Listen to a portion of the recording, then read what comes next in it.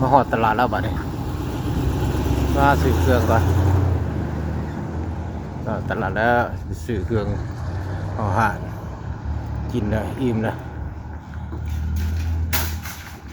คนก็มองหน้าตาดีเบิ่งมานี่ไม่ได้ยัง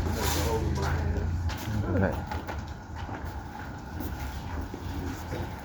ออกไปละเรื่องตลาดไปละยังว่าตลาดทะเลซื้อเครื่องตลาดเกาหลีตลาดเวียดมาซื้อเครื่อง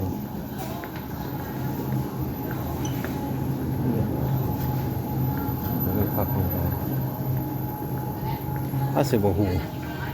ข้าวหานฮูเมดก็มูมีอยู่นี่มูมีฮูยีดูฮูซุกก็ได้ก็บักมี่เรื่องราคาเท่าไหร่เนี่ย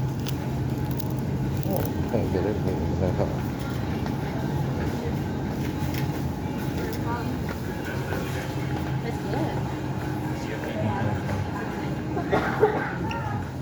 โอ้มีโอ้โหคนละเป็นสาวคนละตลาดใหม่